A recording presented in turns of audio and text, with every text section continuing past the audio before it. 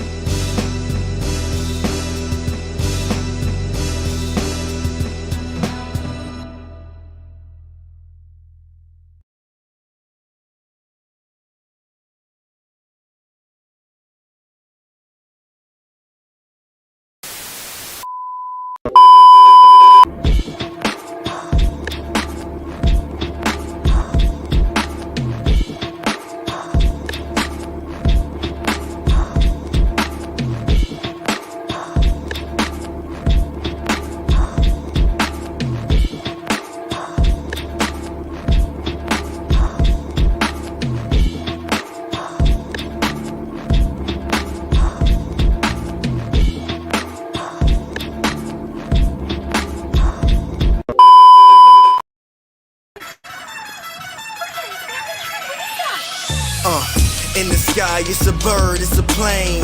Flying high, I emerge through the flames. Have no fear, I'm here, so stand back. Melanin activate, the name is super black. In the sky, it's a bird, it's a plane. Flying high, I emerge through the flames. Have no fear, I'm here, so stand back. Melanin activate, the name is super black. Imagine that, a future that's super black. Long as your skin brown, your superpowers intact. What would your powers be? Just hope it ain't super whack. Spatial manipulation, create a portal that's black. Maybe just super speed, time travel to run it back. Or cheat manipulation to keep my spirit intact. As I encounter evils the world face, demons the world makes, I'm needed the world at stake. Rest in peace to Chadwick, they killed all the Black Panthers. Panthers told us white lies, I still marvel at black answers. Suits in DC, pray it lead to a civil war. It ain't no Justice League, what's the need to be civil for? Propelled like the juggernaut, it's clear ain't no stopping this. The world in grave danger, who can stop the apocalypse? They killed all the heroes, the new ones don't really care. But if you need me, put your fist up in the air. Yeah, in the sky, it's a bird, it's a plane. Flying high, I emerge through the flames. Have no fear, I'm here, so stand back. Melanin activate, the name is super black. In the sky, it's a bird, it's a plane. Flying high, I emerge through the flames. Have no fear, I'm here, so stand back. Melanin activate, the name is super black.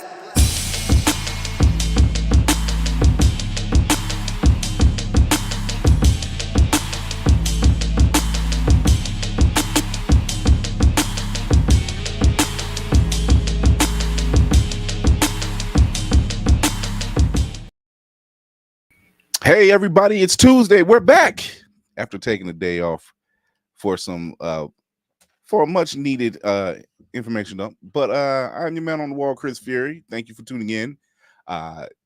Thank you for a lot of things, and we'll get to that in a second. But if this is your first time here, thank you for tuning in. Hello out there to everybody that's in IG. Shout out to Brandon over at Blur TV. He's joined in on the IG channel. Check it out. Also, thank you to everybody who has been showing us love on the YouTube channel. Continue to do so. What started out as 501 week turned into triple that the following week. So we thank you once again to all our fans out there. If this is your first time here, go over to the YouTube channel, show your love, hit that subscribe button and that notification bell. Also, you can check us out on Always Press Record TV through your Roku and Amazon devices. That's A.P.R. TV. You can also listen to us where you listen to your podcast. Leave a review through iHeart, Apple, Spotify, and the Be On Air network. So, without further ado, Lady Mandalore, you're muted. Hold on. Can you unmute? No, can't unmute. You got to unmute. I can't unmute. Shit! I didn't know that it went up another 300 from the last time I looked. Yeah. Hi. Like it's steadily climbing. I haven't checked it in like 2 hours. No, it's we had a cool 1600. 1600. Yeah, 1600. they showing us love. I appreciate that. We like keep it going, too. Lord, keep it going. We do fully and truly, madly, deeply. So, we have our very own ships in the air. What's going on, Spartan? Right. That's the see. Ooh, look. And I unmuted myself. he caught it before he spoke.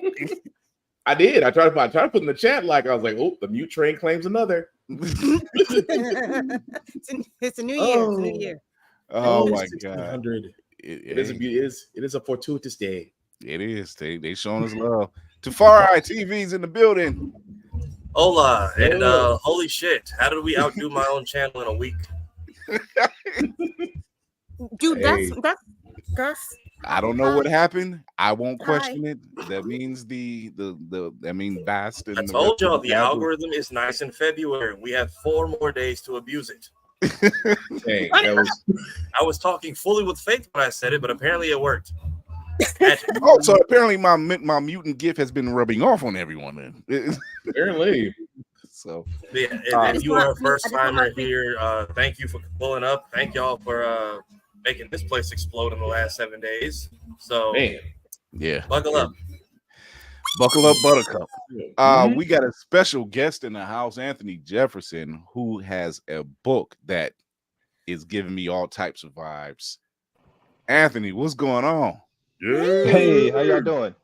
All right. So before we get to you, thank you so much for having me. Always a pleasure. Before we get to you, shout out to Crazy 8 the Great and Candy B. They are now known as the Mercados. They've been down in Vegas. So congratulations to Brandy and Miguel. Much love, much shout out. Big party coming soon, apparently. Yeah. Right now, they're living it up in Vegas. And by the way, they both look fabulous. However, Candy, you and that blue. Oh, did she freeze? I think she froze. She froze, and Laney tried to pop in at the same time. It's like, hold on, wait, Laney, was Was it your mutant gift that got Kira froze? She froze. I don't think you guys can hear me Oh, Yeah, we can. Yeah, we can. because y'all are. What? What? What happened? It just not letting Kira be great today. Like, okay, fine. She was fine. We can hear you. We can hear you. Yeah, Now. We might need to pick her out and bring her back in. Yeah. Yeah, okay. Type it up for me. Yeah, she froze. Oh. Lainey, did Lainey freeze? No, Lainey didn't freeze. No, Lainey's active. I don't think she Lainey's can hear good. us. I don't think she can hear us. Yeah. Yeah, Lainey can hear us. Lainey can't hear us. Look at that. They let us be great on one end, and they was like, "Oh, y'all ain't gonna get it all together." Okay. Yeah, Lainey can hear us. Lainey can't hear us. So They let us be great on one end, and they was like, "Oh, y'all ain't gonna get it all together." Feedback. what? Yeah, Hold on. it's not me. We have company, people. Hold on. Let's see if it's Lainey. Hold on. No, it's not Lainey. I don't think it is. Lainey, mute your mic for a second.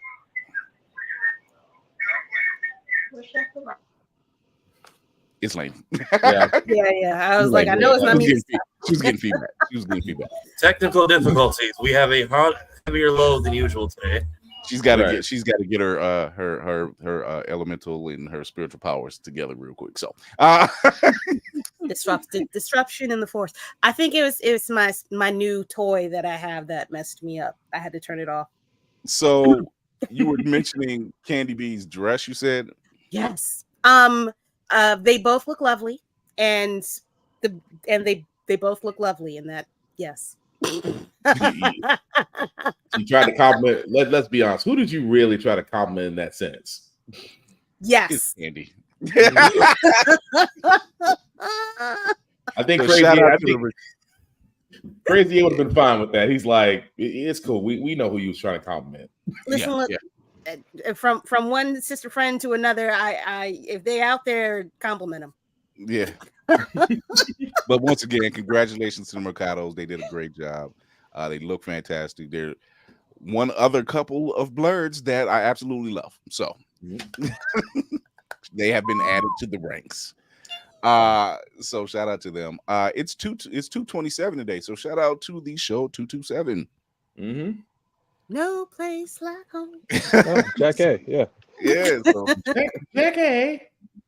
so yeah. I mean, there's a lot of milestones. There's a lot of milestones in the community. So, and I think we're gonna be covering that pretty soon before the season ends up. But without further ado, we're gonna get to Anthony, because Anthony, you got a book. I do have a book. You got a Kickstarter. I do. Yep. And I'm going to show the people who are watching this, who haven't seen it, this right here. Nice. The Woman from A.F.R.O. What is that an acronym for? The All-Female Revolutionary Organization. And that's all I needed to know, because baby, now I'm on board. That's all I need to know. Oh my God. So tell us what this book is about, man. I wasn't even expecting that, but okay. Yep. So this book is it's the Black female James Bond. This is actually issue 2. We successfully did the first Kickstarter for issue number 1 last year. So this is the follow-up issue. The whole issue is going to be a 7-part series. But like I say, A.F.R.O stands for the All-Female Revolutionary Organization. Our main character is Stella Rae Simone, A.F.R.O's #1 secret operative. And this woman here, this young woman here. Yeah, that woman right there. She's giving Stella me Rae. all this. She's giving me Misty and Jackie, and she's giving me all of It's supposed to be all of that. Actually, it's funny. It's all of that, and a big inspiration for the character is actually my aunt Carla Rae, which is how she got her second. But Stella Rae Simone, the last name is for Nina. Huge Nina Simone fan. Look at that. Nice. So Okay. yeah, I'm trying to throw a bunch in there. So yeah, it's a global espionage spy thriller. Okay. Yeah. So you've already given the inspiration for your character, and obviously the inspirations for other characters. Mm-hmm. What can we expect to see in this series? So, I love spy movies, and kind of when like the idea, like when I first started playing around with the idea, I just really love the idea of like a globe-trotting spy thriller, but from places we don't get to see, right? So the whole thing, it starts in Chicago. The whole thing starts with like Stella's basically on the protection detail for the scientist Keith Washington, who's invented this thing that's basically going to stop global warming. And in the first issue, he gets kidnapped by a mercenary named Franklin Shepard, and it kind of ends on a cliffhanger. And issue 2 picks up kind of right where it ends. But it's like it's a globe-trotting adventure. I don't want to give too much of the story away because it's meant to be a mystery, but it touches on places that like it starts in Chicago, it goes to Cairo, it goes to Ethiopia, Addis Ababa, it goes to the Rwenzori Mountains in Uganda. So it's like, I wanted it to go like all those places where you see like Europe or you see all these lavish, beautiful locations. I wanted it to be that, but from a total black side of things. Mm-hmm. Damn. Thank you. Yes. Yeah. Because he's naming spots that no one would really think of, Right. And now that you're doing it from the black perspective, let alone the black female perspective, and you're coming up with all these locations, I'm like, this is cool because this is something we've talked about numerous occasions on this platform, like just seeing ourselves in those type of fields, sci-fi, fantasy, spy thrillers, action adventures, these type of things. Is this something you would love to see as a live action? Yeah, absolutely. I kind of, if I had to bet, I'd say that like maybe animation might happen first. But either one would be totally amenable to me. I don't really care which. When you say animation, now I think of a certain show we'll talk about a little bit later.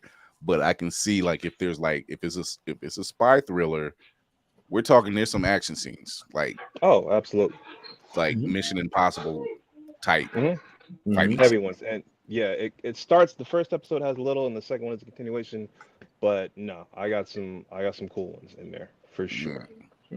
So you have an interesting background. You're on the West Coast, correct?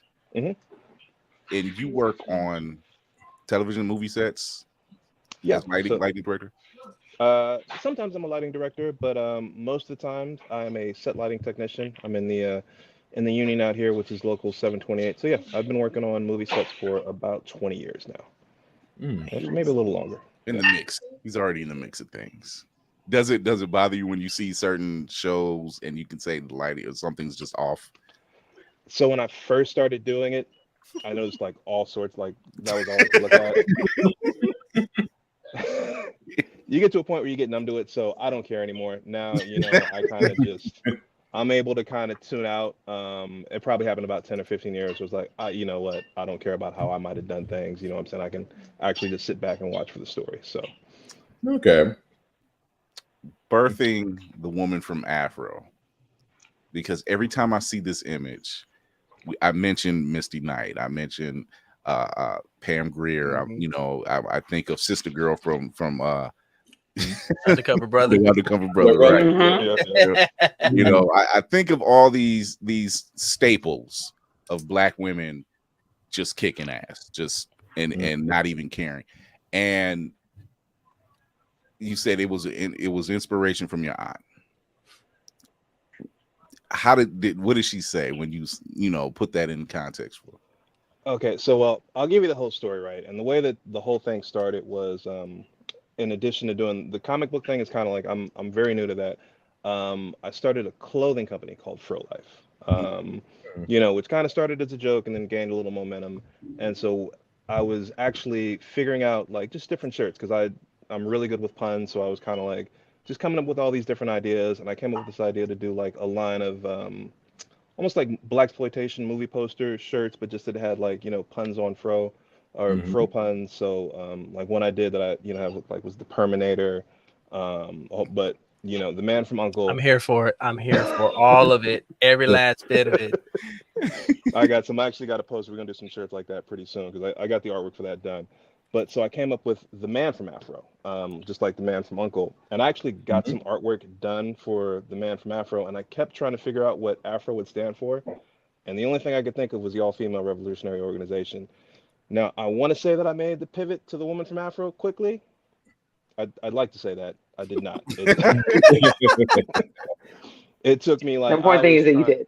Yeah, You I tried. was Yeah, like you really gave it a trying to shot. rack my brain about like why would the man from Afro be working with the all-female, and I couldn't think of anything else. And then finally, an embarrassing amount of time later, I was like, it should probably just be the woman from Afro. And then I started thinking about what that character would be, and we all got that one aunt who we know and love and is the life of the party, and that's my Aunt Carla. I kind of just based some attitude and like around that. And no, she loved it when I told her, because it was like the middle name Ray was the homage to her. So I was like, oh, Carla Ray, it'll be Stella Ray. But yeah, no, she totally digs it. So it's funny when you mentioned like if they had a guy, and I said, well, if there was a guy, I mean, why not? That part. Right. Let's go. Sure. Who's going to tell them no? That's what I'm saying. Who would tell I them like no? to be Not there me. when they do. Sure. I don't think that'll end well. I like to be there when they do. So what did that mean when you seen Mr. Jackson himself wearing one of your shirts? Oh, that was awesome. So, fortunately, I'm lucky enough to kind of be behind the scenes on a lot of Hollywood things. And, so it's like, it's funny because like I go around a lot of people and people kind of know me because I give out like a bunch of stickers and like, shirts. So people will sometimes know me from that before they ever meet me. So I remember I got a partner, his name's Ryan, and he had given a shirt to some production assistant. And apparently she was in Atlanta just wearing a Frozilla shirt on a Samuel Jackson movie. And I guess he just stopped her and said, "Where'd you get that?" She called my man Ryan. I was literally in the car with him when he got the call, and he was like, "Sam Jackson wants the shirt. Can we send one down to Atlanta?" Say less. So we, went back to the shop, sent him one. And then, a couple weeks later, he popped out in that. That was amazing. Nice. One of the stopping your tracks moment. Yeah. Oh yeah. I don't remember where we were going, but I know we had an immediate U-turn. Turn now. Yeah. Sam Jackson is on the phone. You do what's need to be done. Man wants one of your shirts. Yeah, we can wait to eat. No, we can wait to do whatever. I don't need to go to urgent care that bad. Just turn it around. Tell my wife to hold the baby just a little bit longer. Sam Jackson's on the phone. So what's the next? So you said you can see this transferred over to animation. You can see it transferred over to live action. We've talked about the birth of the woman from Afro and of Stella, and just is her look inspired by your aunt as well, or is their look inspired by all those people I mentioned earlier? Coincidentally, like a little bit of my aunt is in there, but I would say it was more. I remember when I talked to my artist is in Brazil. His name is Ednardo Alves. But I gave him some Pam Grier photos, some Foxy Brown, Coffee. There was someone else, but it was more in that vein. I mean, it's never a bad look. I mean, yeah, and I mean that's the homage. There's a lot of other stuff in there, but that is the homage is to Foxy Brown. For those that's just joining in, this is that look of that cover there. It screams badass. I want to cosplay as that so bad. What do you mean? Oh God, what's that? You're going to cosplay as that? Got it. Okay. Listen, that part. and the 70s show. I mean, not 70s show. 70s day on Spirit Week. That's it. All you got to do is call up Sir Julius. He'll do the 3D print for all the padding. And That stuff. part. Be easy. I'll send you whatever photos you need. I got. So you have the Kickstarter is live now, correct? The Kickstarter is live. You can, I think the link is in my Instagram bio. And also if you go to my website, frolife.com, FROLIFE.com, you can find it there too. Right. This is a dope look, man. And you said this is your first time in comics. Yeah. So, I mean, this is my first comic. Like I say, it's issue 2. I kind of wrote the whole script over the pandemic, which, I finally had the time to sit down. I kind of outlined it before, and I kind of had that for maybe even a year. But then once the pandemic hit and we all finally had some time to sit down, I kind of wrote the whole thing out as like a film script, and then transitioned it over into a comic book script. Okay. Without giving too much away, because you mentioned different locations that this is going to take place. So, but without giving too much away, because we want people to jump on this Kickstarter. We want them to go because you're not the first one who's come on and said this is my first time coming out in the comic book world and had a successful Kickstarter. I'm not saying it's us, but I'm saying it's us. We're batting 1,000 at the moment. Right. What are we at? 6 or something? Or more? 6 or 7? Yeah. They seem to clear. So y'all go out there and you show some love to that. But what else can you expect to see in this series without giving too much away? I mean, the classic spy tropes, obviously she's got a ton of, Afro specific gadgets. She's got like her own Q who kind of makes her all that, makes her a bunch of stuff. Oh, let's see. There's a shootout with some North Koreans at an airfield in Cairo. It all ends in a secret mountain base. There may or may not be, I guess, her mentor. There may or may not be a kind of, mentor villain relationship that kind of pops up later. Plenty of action. There's, I guess there's an Afro guy, like the Bond girls. There's a, Afro guy. Okay. Okay. There's what love interest, I guess you can say there. Yeah. Sleek locations, cool dialogue, a bunch of action. Just badass spy stuff. Nice. Okay. I'm gonna ask one and then I'm gonna let the crew ask a question. If this was a live action, or here's the thing. If you had to do a live action, who would you want to play it? Or if it was an animation, who would you want to voice it? The second one I hadn't thought about. Somebody asked me that first one, and I almost was like, I think Zazie Beetz, the woman who played Domino in Deadpool. All right. It's acceptable. That'll work. Yep. Oh, I gotta think about who I would get to voice it. And see, now that and when you say that, I think of Domino. When I'm like, she was halfway there. Yep, very much. You know what though? It might be Zoe Saldana, and not even for like the Marvel stuff, but just from Lioness. Okay. Okay. Don't fall off the bed. She about to fall off the bed. The show is amazing, and nobody will fucking say I'll watch it. I'm mad. Anyway, sorry. It's literally on my watch list. It's a lot on my watch list. Oh my God. It's amazing. There were 2 or 3 real problems that I have with that show. And they're like minor things. It's not like the show is amazing, but there are 2 or 3 things where I'm just kind of like, okay, that's a little dumb. But other than that, yeah, I love it. Christy said, a little couple writing things I would change, maybe a character. But outside of that, everybody good. Yeah, no, it's a good one. Nice. Well, go ahead, Lady Mandalore. What you got a question? Sort of, kind of. It's a question. She has 5 questions in her head right now. She's trying to figure out which one to ask.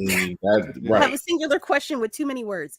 So I'm thinking. So I don't know what I'm getting in the comic yet, but what I'm thinking of is something that's really descriptive. As far as the scenery goes, like I'm thinking of it in written terms. I kind of picture the detail of the comic to be almost exact about the locations. Did you use any references, or are you trying to be as accurate as possible in the places that they go to? Yeah, images? 100%. Yeah, like Google Images, like certain stuff like this will, if we're in a city, this will happen at this building. Yeah, completely, 100%. I love that. I love that. Yeah. Okay, look, that was easy. She's holding off on the other 4. Oh, our grill of horror. What you got? Hello. Not actually. I just this. The female version of Ethan Hawke. Oh, like she went in and I love. Is it coming through? Oh yeah, man, yeah, on again. Oh, it's delayed, but is she a little delayed? But that's it. She said she got to like she likes it as a female version of Ethan Hawke, so I caught it. Yeah. Because like I've never seen that for me. You know what I mean? And so like again, I'm big on representation, and just being able to see that is just amazing to me. So I'm looking forward to definitely reading this. Oh, thank you so much. Oh, and if you go to my website, frolife.com, you can buy issue number 1 in the physical form, but it is free online. Like you can download the PDF for free on my website. We support. I think support. Yeah. You know what I'm saying? We supporting. Go support. Can you put that in the chat or something? Because I'm gonna look that up right now. You got it. Who got it? Spartan got it or Tafari? Tafari normally got those links together. Yeah, but Tafari beat me to it. Tafari usually beats me too on the keyboard, so I don't even try no more. He smiles and talks and is just like tick, done. Wait, whoa, hold on, you were talking. You can buy it. And if y'all put it in the private chat, I have to like switch my accounts to the blurred's eye thing, or it blocks it when I put it in the main chat. That's why I'm always over here like digging. You said FroRevolution.com? Oh no, it's just Fro Life. F-R-O-L-I-F-E.com. Yeah, the Instagram is at the Refrovolution. I got it. There's a whole vocabulary. It's I know I'm not gonna hold you. That is pretty damn slick. So yeah. I'm gonna put it in the chat. I'm gonna put it in the main chat for everybody to see it, so you can go show you. And Spartan got it already. There it is. Yeah. There it is. Don't be cheap. Go show your love over there to the frolife.com and Revolution. The Revolution. The Revolution on IG. Don't do it free. Right. Don't be cheap. Exactly. Because we do want to see this in another medium as well, because that's something we don't get to see a lot of is our brothers and sisters being exhibited in different factions, and not play sidecar or side characters or whatever the case may be. So Spartan, you got something? Oh, he kind of answered about 6 of my 12 questions. Give me the other half.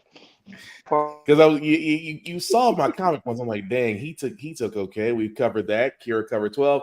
Well, let's talk about your movie Set Life. Was there one particular show or movie that kind of sticks out to you that was a part of the gig that you loved, or just was just unforgettable to you? Oh yeah. So I don't get too starstruck. There have been 3 times that I've been starstruck where I've been like, okay, this is really cool. The first time was Hulk Hogan. The movie they got in the Union on, Hulk Hogan was on. It was kind of when he was doing the Hogan's thing. Okay.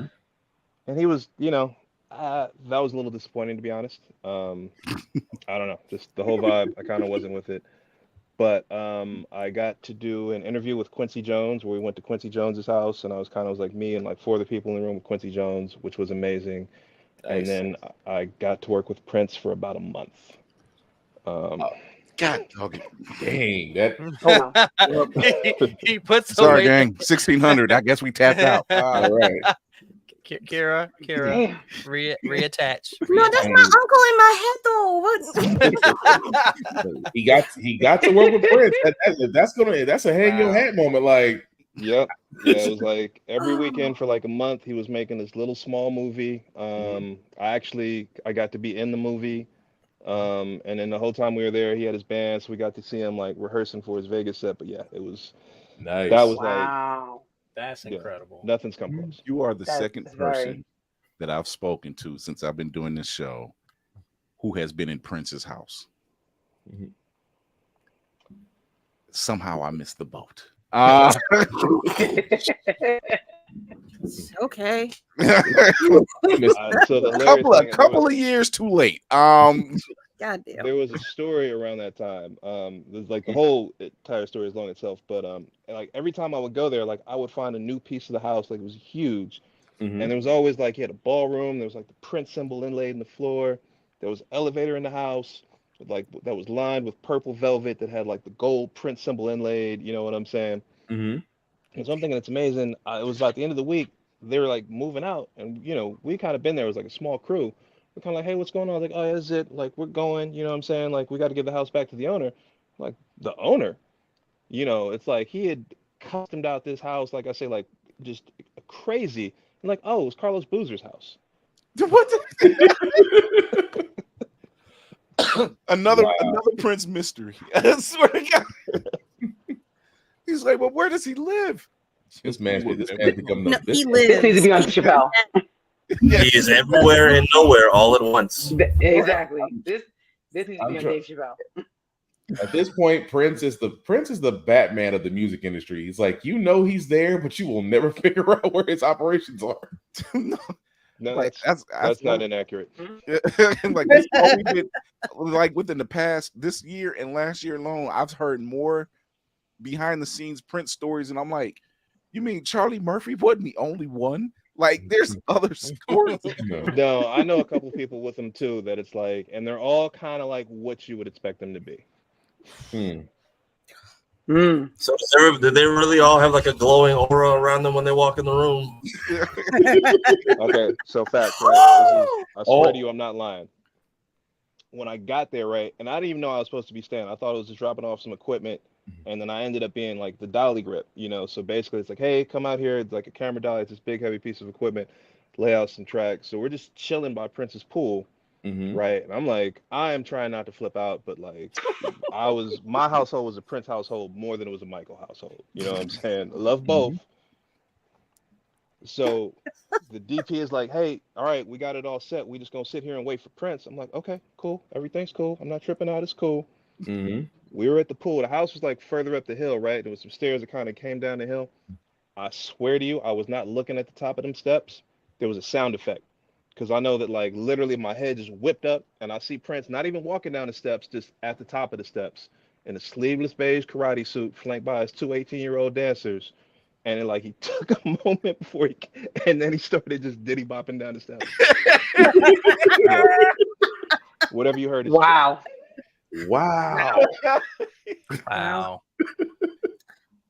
He did the smooth brother sidestep down the stairs. Is what that's what he did.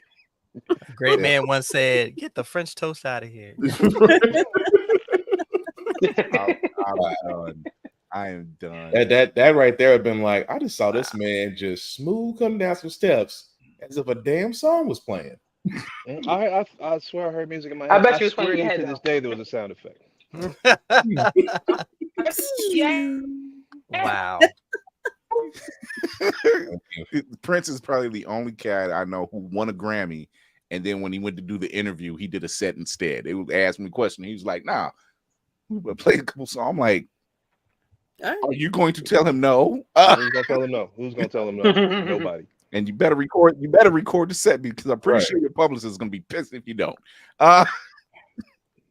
Tafari, are you right? The only performer in the Super Bowl where God gave his appreciation. Yeah, he did. Bless up. I mean, he ain't lying. He's not lying. Super Bowl performance, and it starts raining as he's playing Purple Rain. I didn't make these things up. I was like, wait, isn't that gonna mess up? Well, I guess it's just gonna be the equipment's gonna be fine. Okay. And it doesn't look like Prince is wet at all. Okay. He's got his own aura. You know, going to the Super Bowl, it's like Prince is doing the halftime show. Bring your umbrella. What? Bring your umbrella. Trust me on this. I don't think the guitar tech was complaining. He's like, look, let that man play. I will replace every string on that guitar. Let that man play. Yep. Damn. Wow.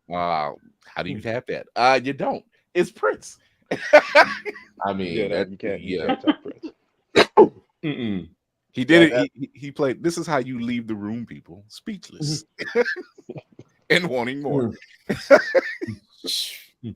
So working in there for a month. Right. This we keep finding these people with these Prince stories. I'm gonna start. It's gonna become a life of its own at some point. It is. I really do hope that someone's get together and say, hey, there's a book out here or there's a documentary. These are these stories. uncharted, and we just like, and what happened after that? I don't know. He just Yeah, he that moved on actually to the would be an next story. amazing documentary. Yeah. Just like the random Prince stories that people have, that would be amazing.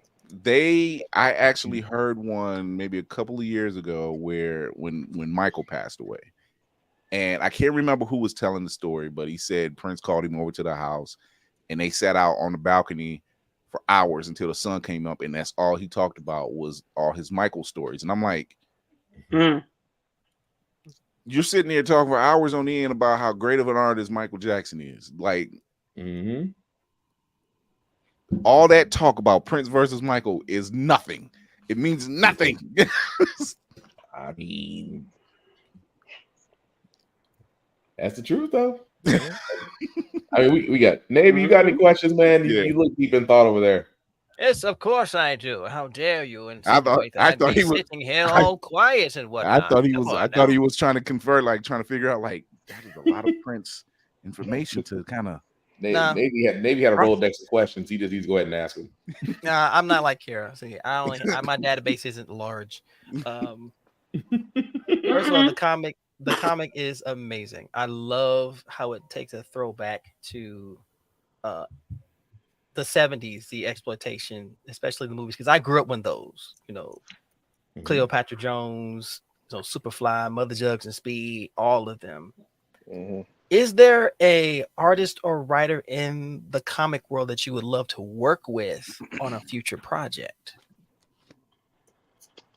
I don't know. I mean, I've been busy focusing on my own stuff. I kind of now have just started to. I did my first Comic-Con last year, which was Long Beach Comic-Con, and it's amazing because I just feel like they're just all these really cool indie black comics, that like I kind of had no idea were out there. BlurCon. Yeah, we need to get into BlurCon. Yes. Yeah, and that's my goal. Like this coming up here is to start trying to hit as many of those as possible. I met some really cool people.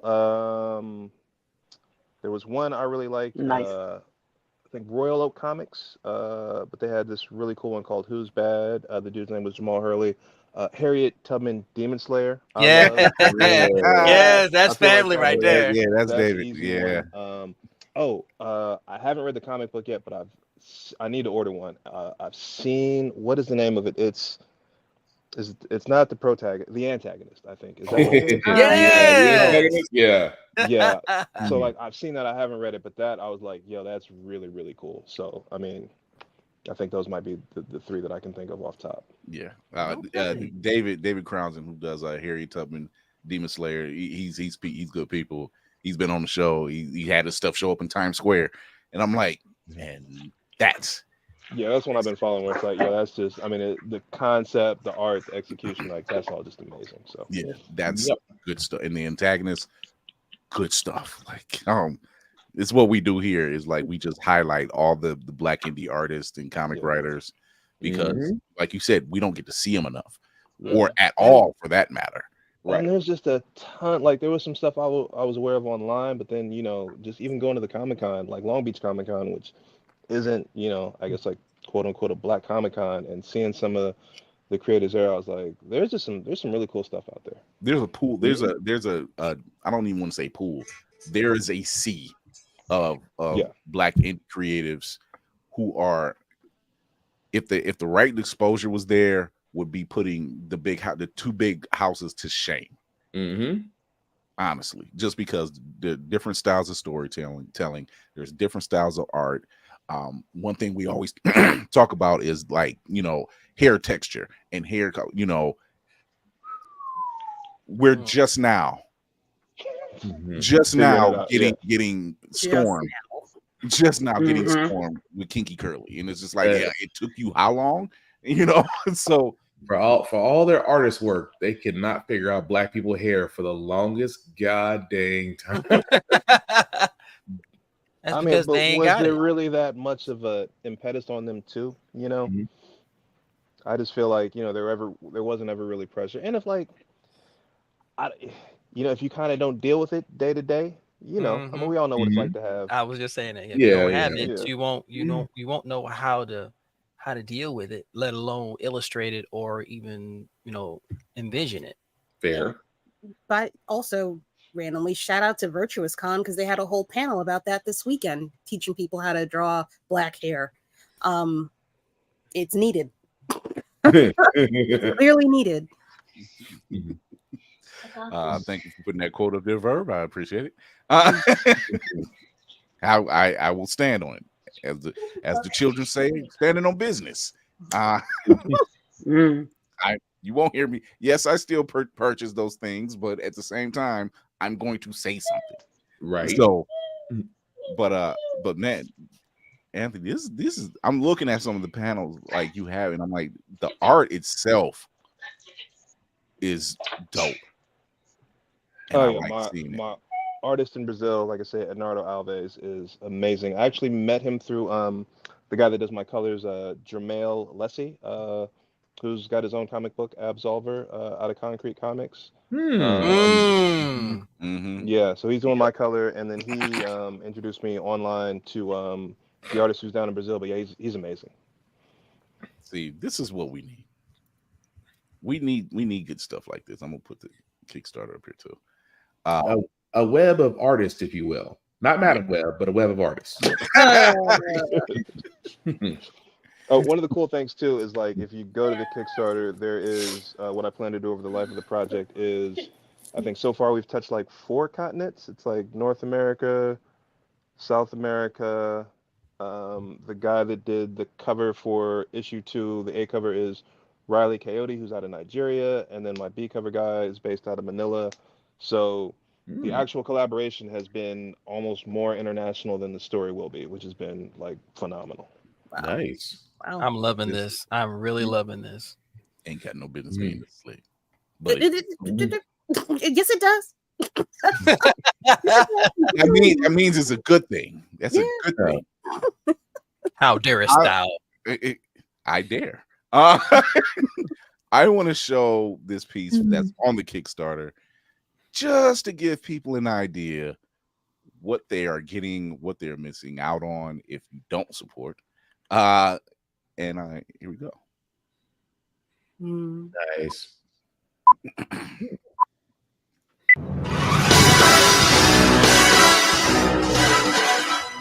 Hey, what's up? My name is Anthony Jefferson, writer and creator of The Woman from Afro and founder of Fro Life Apparel and Comics. Last year, we successfully launched issue number 1 of our very first comic book, The Woman from Afro 1 Kickstarter, and now we are back with issue number 2. If you supported us on the first Kickstarter, thank you. Your support was greatly appreciated, and if you're joining us for the first time, welcome. The Woman from Afro is a 7-part global espionage spy thriller starring Stella Rae Simone as our titular character, The Woman from Afro. It takes inspiration from classic blaxploitation and spy movies. Please go ahead and check out the Kickstarter, and if you like what you see, pick up a copy or share the campaign with someone. We got a ton of cool rewards for you guys, including this t-shirt and a bunch of other stuff. Thank you. Have a great day. Yeah, I need to drink. I'm getting Tiana Paris vibes here, y'all. I'm getting Tiana Paris. Thank you. Yes. Low key, I think Issa could do it too. Yeah.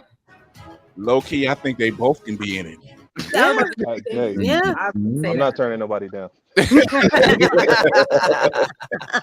This is dope, man. I like the way this looks, and you're right, Navy. It was giving me Tiana Paris vibes. Yeah. Like, sorry, I saw the Marvels for the 3rd time yesterday. So it's kind of hard not to watch it. It really is. It's like, what is their hate? Not a damn thing. No. Pretty solid. It's pretty solid. I hope it gets animated because that's like growing up the type of representation I wanted. If anybody watched Totally Spies, Get out of my head. The only one we had, I think, was Alex, who was Afro-Latina, but she had her hair like the rest of the Valley girls, so she was skin-wise, she was the one of us. But or even when they had like Winx Club, when the girl fried her hair into an afro and then was crying because it wasn't straight like everyone else's. What the Kickstarter? This is needed. But yeah, go over to the Kickstarter. Go to all the websites. Go to all the here at frolife.com. Go to the Kickstarter. That's also in the chat. Go to the IG page. Show your support to Anthony because this is a project that is needed, yes, heavenly to be seen, and most likely transferred over to another medium. Yep. Hopefully so. I feel like we'll get there. Miss Oh, hey, Ray, can Miss I- Harris, we are looking for you. Can I show too? I got some of the rewards here. I make all my stuff in house, but this is one of the T-shirts or the sweatshirt rather. Oh, Nice. Oh, yeah, That's dope. oh. kind of that. Please Then tell me you got have the, that in a hoodie, sir. I could do a hoodie. If you, I got to get some of that. yeah. And then this is the I'm getting the it. jacket right here. Oh, Oh, look at wait, that jacket. wait, Can't see- wait, hold on. I'm sorry. That wait, your wait, iPad wait, is like, wait. no, I want to see I your know. face. I'm not- Like, no, I want to see your face. yeah. Nice. I know during that Kickstarter video, I was looking at your posters in the background, which I'm seeing now as well. And I'm like, dude, yes. Please. Oh, I'm trying to get this whole room lined with them. If you can kind of see them, there's like Froltergeist. I do every Friday the 13th. I do a Fro Day the 13th drop. And then Frozilla in the back. So yeah, I'm just trying to get a little Fro-menum. We're gonna take a quick break. Anthony, can you stick around with us while we talk about the news? Yeah, absolutely. All right, we'll be right back. We got a little bit of news to talk about, but if you stick around, you never know what you're gonna see. So.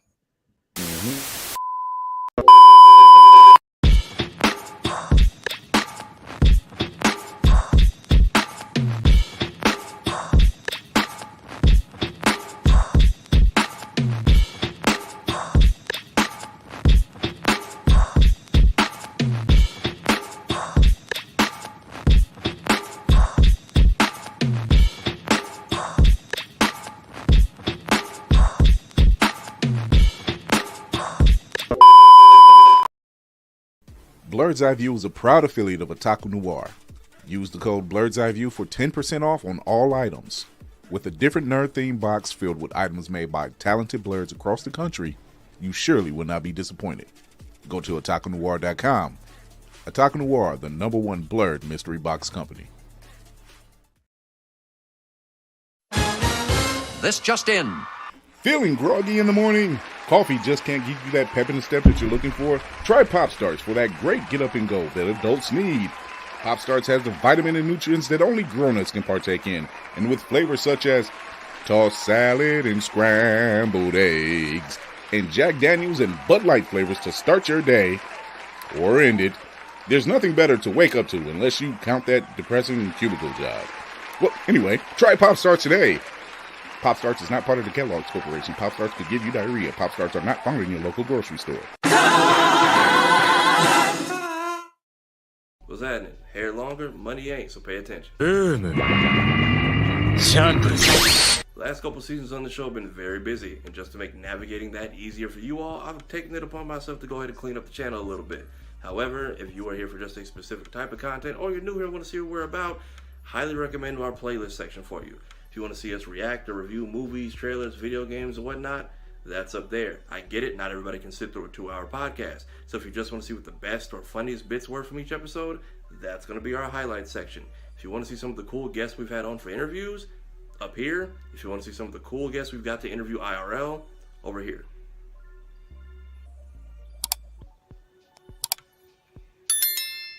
Also, yes, please do all 3 of those. Now, if you'll excuse me,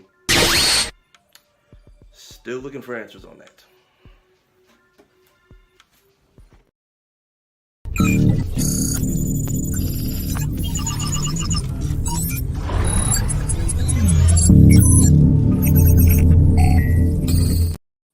All right, here we go.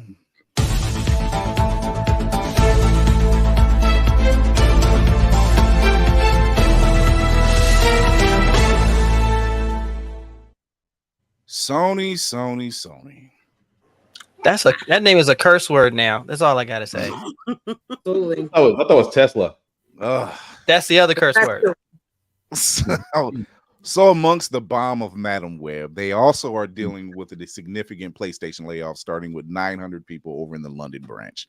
This is affecting Insomnia Games as well. Who just had a major big thing. Naughty Dog, Gorilla, Firesprite, and their London studios all being affected. This is stupid. It's changing. The video game landscape is absolutely changing.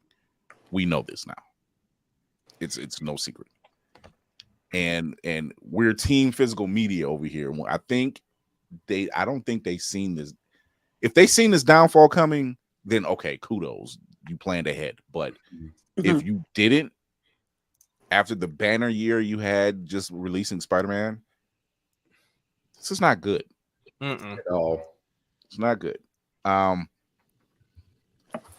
It does it put you off? Does it put you off certain things when it comes to the gaming platforms at this point? Yes. Simply because at one point I'm old school. The most advanced machine that I have in my house is an Xbox One. And I even contemplated getting a PlayStation 4, PlayStation 5. And I looked up and I was like, well, I have to download everything. I like physical. I like to hold on to it. I like to be able to pass it on to my friends. Back in the days where you would have a Nintendo 64 or Super Nintendo, be like, yo, you got that Final Fantasy? Yeah, here you go. Trade. Boom, boom, boom. You don't have that anymore because they won't allow it because they're worried about being pirated. You're destroying the whole thing in the first place. You're not making it fun anymore. No thanks. Blurred Station. That's all I gotta say. Before we go on, speaking of Blurred Station, if you have not heard the news, we are also the news team over at Blurred Station under the Blurred News Network. The news that we just recently dropped is we signed up with Michael Jai White to be a producer and an actor on an upcoming live action series. So go show your love to Blurred Station. Sign up. The Affinity package is still available. If you left, you can come back. $10.99 a month. At the end, you get equity at the end of that 36-month deal, which means you get a piece of the company, and your product goes into helping create animes, live actions, all these things that's going on, like Jarrell Patton's Undead Horizon and issue 1. So you want to see us out there talking to the people like you used to see on Entertainment Tonight, go over to Blurred Station, go sign up, help us get out there, help us get to those places, help us find those locations and film these live actions. It's a lot of stuff coming. It's a lot of stuff coming. It's a lot of stuff coming. A lot. That was barely the tip of the iceberg. So go sign up the Blur Station. Nickelodeon is resurrecting a certain show. Fairly Odd Parents. Again. He beat me to it. He beat me to it again. This will be the animated. It'll be a 20 episode season. It's animated, and it won't be Timmy Turner. It will be a new young kid, black girl. Really? You better bring back Jimmy Neutron for all that bullshit. Listen, no. Well, wait a minute. Talk slander. I bring back shows that didn't get canceled. They just stopped playing it. I mean, yeah. Of all the shows you can bring back, I was like, I'm about to get happy and say Nickelodeon Guts. I mean, at least it'd be physical. Legends of the Hidden Temple. Let's go. Okay. I will go for Arnold. Hey Arnold. Hey, see where he's at now. I mean, I don't mind Fairly Odd Parents, but what else? Thank you. What else are you going to offer us? And the thing is, they've given their older shows a decent send-off. The Invader Zim special was good. The Hey Arnold movie was a good wrap-up. And then Rocco's Modern Life was just the bronze medal of whatever that was. Let's just say it wasn't good. You have to remember, this is the same network that put Ren and Stimpy on and thought it was appropriate. Well, there was two versions. There was a Nickelodeon and there was a Comedy Central one, and they ran at the same time. I did not see anything on Comedy Central. Trust me. Everything I saw that just destroyed my mind was on Nickelodeon. So I don't care what you're telling me. You give me the industry definition. I don't care. So Navy, does the Happy Happy Joy Joy song stay in your head? It has its own apartment. Totally. Okay. Does Sony execs work in Nickelodeon? Because these are all just horrible decisions. Yeah. Listen. Like between Madam Web and Funimation dying in the same month, I was like, someone's getting fired. I didn't think it'd be the 900 people. Yeah. Yeah, that's the And sacrifice. the executives, always the people. Yeah. Well, now I'm the executives aren't the ones doing anything wrong. You didn't know that? Look, me and Kevin on stage are now watching Haikyuu and sub because the dub doesn't exist anywhere. I mean, You've now become the very thing you were going to destroy. You figure Oh, so far, don't make me cry. Yeah, you know I figure love with Warner Brothers and Paramount no longer doing the merger because Warner Brothers often feels that they're the best in storytelling. The fuck? I would throw up, but I liked what I had for lunch. Oh man, I would laugh and say, Audacity had a hell of a fire sale, didn't it? That Coyote versus Acme. Warner Brothers? Okay. It was out of their mouths, not mine. I mean, they're about as marketable. So someone is up to returning to a role if James Gunn asks them. Can you think of who it is? Batista. I was gonna say Kevin. Star-Lord. He's already set. He's still in there. Oh. You said who, lady? Rocket. I was gonna say James Gunn. I was gonna say Cavill. Nope. I never say his name right. If Gunn was doing it, Brown coat? Nope. I can't see Malcolm. I can't see. Although Malcolm would, he would. Captain Malcolm would come back. I already know. Robert Downey. Nope. Grant Gustin. He said he would he said he would return in the Flash if James Gunn asked him. They'll never do it, although that'd be the smartest decision they would do. You mean my young man that I used to see play Yu-Gi-Oh at my store and when I was working there years ago as a teenager? Oh heck yeah, let's go. Let's go. It would be a perfect casting, but would they do it? No, that makes money. Wait. Here, who's the they you're speaking of, Spartan? Because mind you, the studios aren't allowed to touch it. James Gunn has that same stipulation in place that he had with Disney. Well, there's also the Chinese wall, the CW shows, and Greg Berlanti. Because did you call me Greg Baloney? I call him Baloney because who else would design shit shows that don't make it past 5 seasons? So I refuse to give him the respect of his last name. We're being generous. It's really 3 and then live support for the remaining 2. Yeah. That's fair. It's hence Baloney. I want them to do good. Like I want them to do good. I'm not trying to. I don't want to sound like the people that are out on the internet just throwing out that I'm going to curse a lot here, throwing out fucking ideas just to see how it fucking feels without any goddamn concept of the person's age. If they actually can act the part, just because you want to see somebody in it doesn't mean that they need to be. In this particular case, Grant Gustin needs to be in this. Mm-hmm. He needs to be in this. We need a proper Flash. That I was gonna say a proper Flash story. Yes.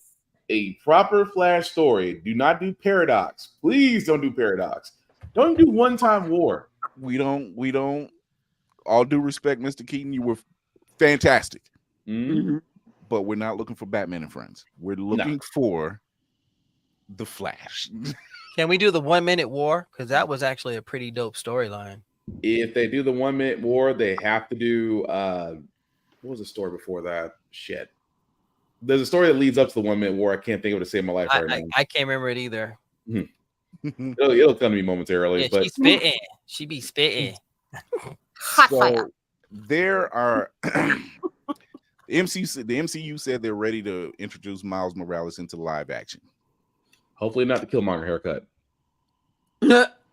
I hope they get Miles, who played on Blackish. He's at that age now.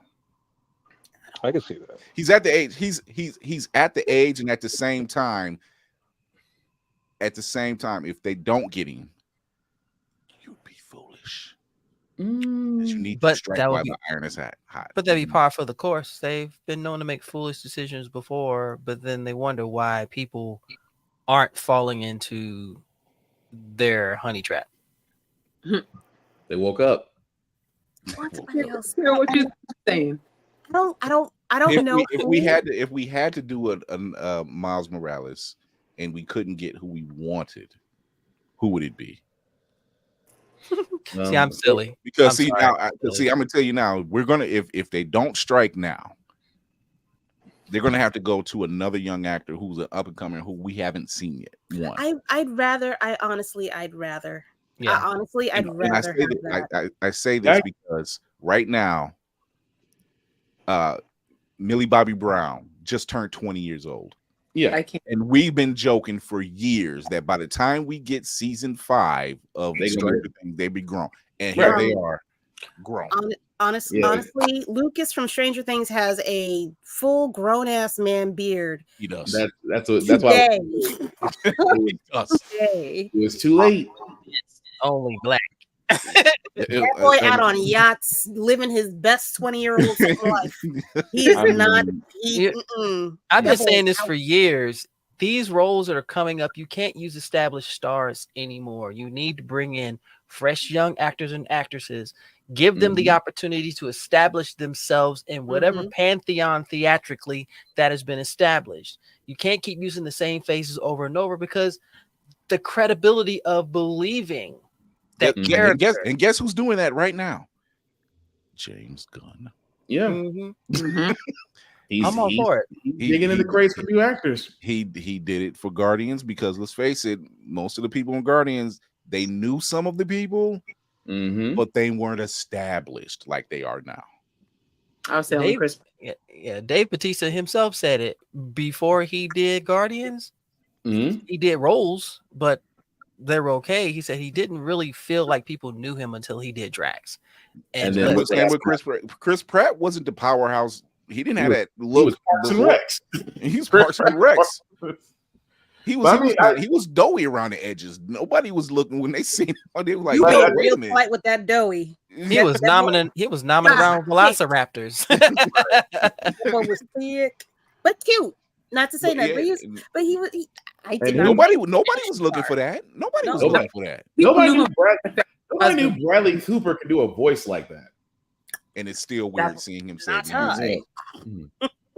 I just seen a video yesterday that showed them doing voice work, and it's still weird seeing Bradley Cooper at the top, Rocket at the bottom, and it's the same. It's like that's just good. That's just good. Or we just call Cleo and ask him what role he wants to do. There you go. Wait, okay, I found somebody. Okay, still wants to be an X-Men. She almost leaned off her bed, so it must be someone dope. I can see it. His name is Jaden Michael. From what? I don't know. I do not know. Familiar. I do not know. I looked up young Dominican actors and not on Google. Voila. Ask Jeeves. Of course, it's on Google. She'll come back on a list. Young Dominican actors. So Anthony, what do you think of? Do you have a particular person in mind that could play a Miles Morales? No, I don't think I'm well versed enough. I like Miles from Blackish. I feel the way everything is going now. Spider-Man's a big enough name, but like I just feel like the thinking behind everything is like you have to attach some kind of name to something like for the studios because these movies just cost so much money. I think I do like the idea of just going with unknown actors because it kind of gives them a fresh start. It gives somebody a chance to kind of grow into stardom, like Tom Holland. But yeah, I mean, if I had to pick a name, I guess it would be Miles from Blackish, just because I could see that. But other than that, no. Because you are taking a risk. I mean, that's the thing about it. Miles Morales is really a beloved character right now. And again, you do take the risk if you cast wrong.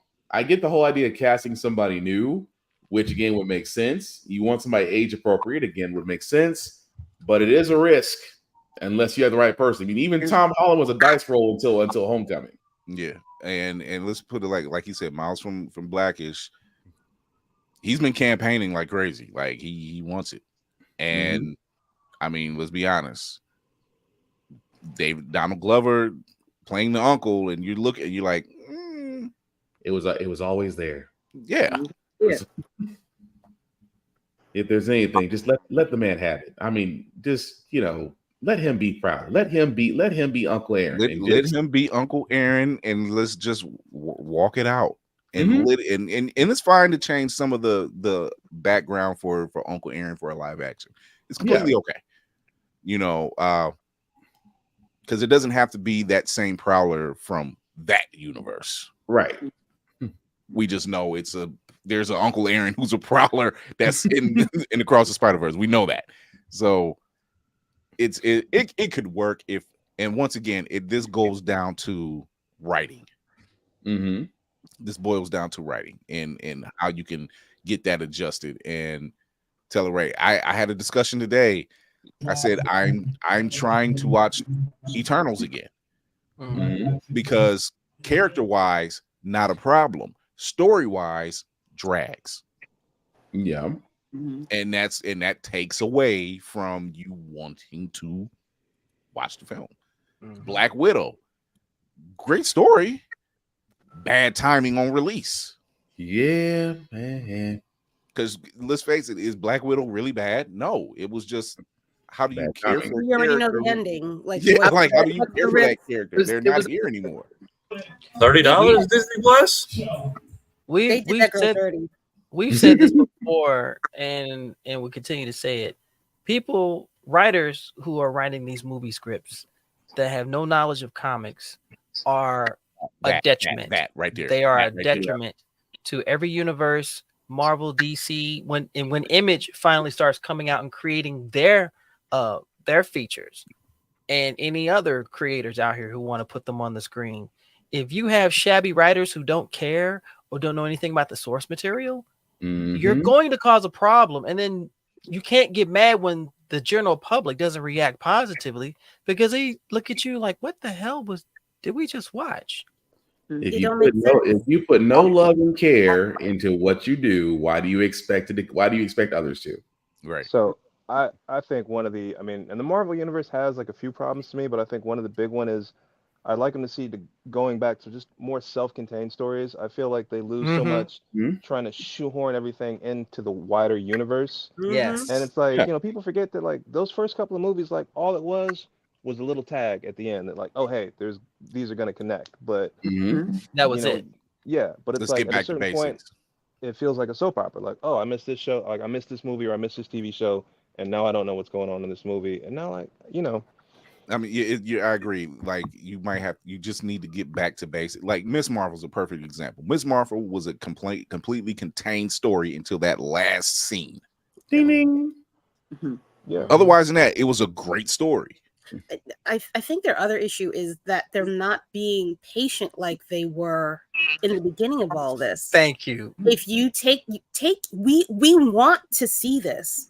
You will get our money. We will, if you are patient with your storytelling, you're gonna extend the life of your character. Kieran, her thumbs up. Jesus Christ! Can't stand you, Apple users. And Lady, you're just being a stalker right now. It's okay to have longevity. You understand what I'm saying? Like there's I hate this woman so much. Your characters that you have. Jesus. But I agree. I mean, you do have someone who is very well versed in Marvel lore already, and I just mentioned her, and it was Miss Marvel. It's the lovely Iman Vellani. She talk to her. Has no problems there telling you who's in 616 and who's not. Talk to Sam Jackson. Like you already have two people they love this stuff. Like when Agents of S.H.I.E.L.D. was on the air, he literally said, I need to be on the show. It's Agents of S.H.I.E.L.D. How can you not have me? I'll do it for free. That was, and they not a thought in their head to put that man on the show. Not a single thought until he said it. Yeah. And that's when I knew something was wrong. It's like, I get it. You're trying to steer it all away from him because it shouldn't be about him. I get it. But at the same time, it shouldn't have been less than a thought. You'd be like, it's Nick Fury. We can put him in the beginning. We can put him in the end. We can put him somewhere. And it would make sense. But again, somewhere down the line, they stop trying to connect. When you stop trying to connect things and tell a story versus just putting out product after product, well, that's how you wind up with phase 2. Yeah, That I part. feel like at some point the marketing dollars just took over, and they just like, hey, we can do this, and pump this money in here, and get this money back, and you end up with the storytelling kind of being told on like spreadsheets and calendars, like, oh, well, we need this movie Exactly. here, and we need this movie here. I agree. Just put the tag at the end. Put the tag at the end. Give us back one shots. Jesus Christ. That would be too intelligent. The one shots were amazing. I just don't know. Is there anything wrong with stories ending with like just saying that, okay, hey, we did this was good, and it's over? Like that's my main thing. Is like, oh, let's just keep dragging it out and dragging it out. James Gunn did it. James Gunn told a contained story. He said, yes, these characters may show up in others in game and Infinity War, but other than that, they're doing their own thing.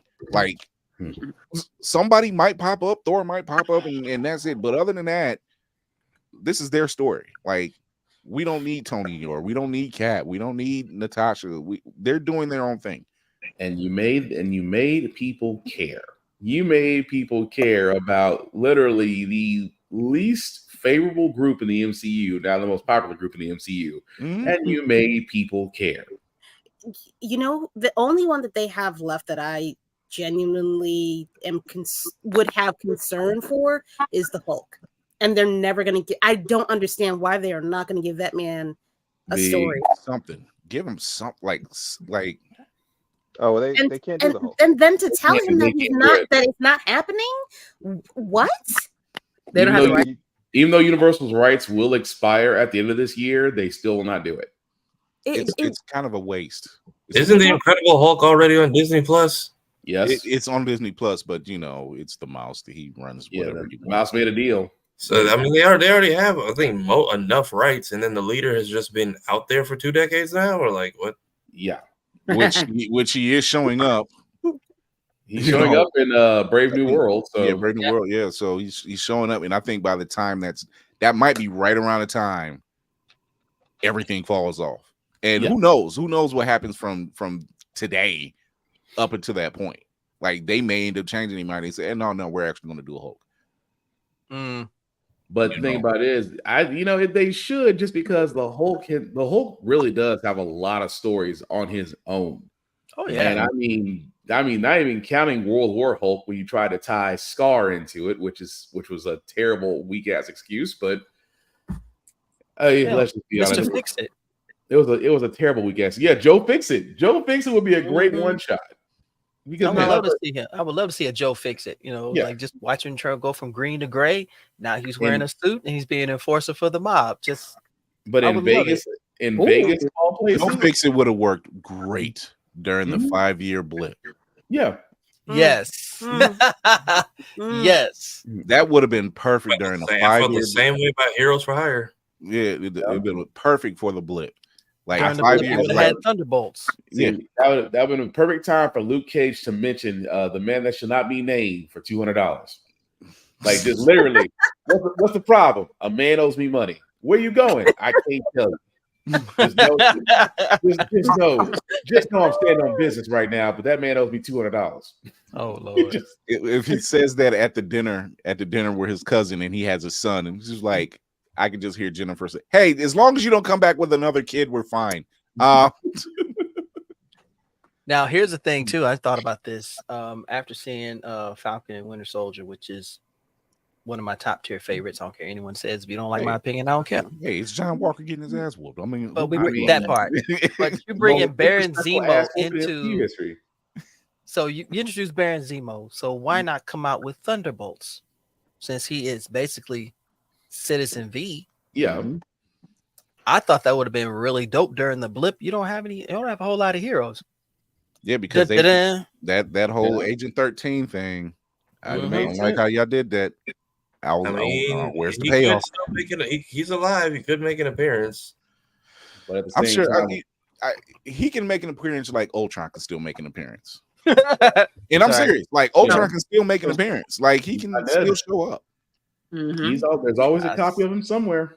I said that about 3 weeks ago, talking to some friends. I was like, I thought he's gone. Well, I don't mind James Spader coming in. Like, that's a great read that he does as Ultron. It's just it's calm, and two people you don't want to mess with. Giancarlo and James Spader. Just those two people alone. When they start the monologue, There's monologuing, and you're just like, put these two guys in the room and let them monologue the hell out of each other. See how that plays out. That would be maybe that's what Deadpool will do. He'll like run through every timeline and just test the waters of who we like and who we don't. I always thought the Kingpin was. I thought the Kingpin was a better monologuer than you. Just. I do enjoy a good Kingpin monologue. You're not wrong. I do like it. I do Vincent like it. D'Onofrio was built for that role. Yeah, he was. I was built for that role. Boy. That when he meets Vanessa and he's in the art studio, she's like, "Oh, you're not gonna." He was like, "Well, I was going to ask you out, but you know," and she was like, "Oh, I thought you were gonna buy every painting in here," and he says, "If you have to buy a woman, she isn't worth your time." And I'm like, bars. Yes. I'm sorry, my panty just fell off. Hold on. Like bars. Pick them up real quick. Big bag boy. Set the big bag boy with the ball peen hammer. Ladies and gentlemen, undergarment and disintegration in progress. Mine was always the parable of he told the parable of the ill intent. See, that reminded me too much of Samuel L. Jackson's Pulp Fiction scene at the end, where I just love the fact that he's like, I thought I was the good Samaritan. He's like, no, I'm the evil, and I'm okay with that. That's like, did we just do Pulp Fiction for Disney? Yes, we did. Yes. So yeah, it's we're all in agreement that if they just work on the writing, it's okay to read. You don't have to be well versed in the comic books, but to get an idea. If you had Secret Invasion could have been executed perfectly had you just paid attention to what you were writing. It didn't have to be and didn't have to involve the superheroes. I'm okay with the political intrigue. That's fine. But the writing was there was no payoffs for a lot of stuff that happened in that show. Was it a horrible show? No, but there were payoffs that we did not get that didn't make sense. And you didn't have to kill off two of your best people. No, you didn't. The payoffs come in sooner because clearly we're gonna see. I think some payoff in Thunderbolts and Brave New World, but we had a whole Echo and what the at Marvel least with Maria give me a payoff. Talos, I'm okay, but at least Maria payoff with Maria. Unless you bring back Maria as a life model decoy, or say that was the life model decoy. Something. Tell me something. Well, heck, at the end of the Marvels, we know that they're starting to create the Young Avengers. Yeah. So I'm excited for that. I'm really excited for that. Let it be Maria coming back, and she's just in a different aspect. Whatever. I got a trailer to look at. Yay! Damn, Kira. Finally, some good news. Kira was going through it over there for a second. So speaking of the mouse, we got a Waji that's coming up now, and here we go. Oh, that deserved a better intro. It does. From Disney Animation and the groundbreaking storytellers of Kugali. Happy birthday, Tola. This is Oti. You want stars for a pet? It's great. Comes a Disney Plus limited series. What would you say if I asked you to go to the mainland? Set in a futuristic Nigeria. You want to see the real Lagos? Yes, let's go. Welcome to Lagos, Nigeria. Tola, your daddy has done well for himself. This is how to fish in large rivers. Oti, Where's my daughter? She's your responsibility. Find her. Be careful, oh. Some of these people are actually dangerous. I laugh in the face of danger. I didn't hear you laugh. Oh. I got you now.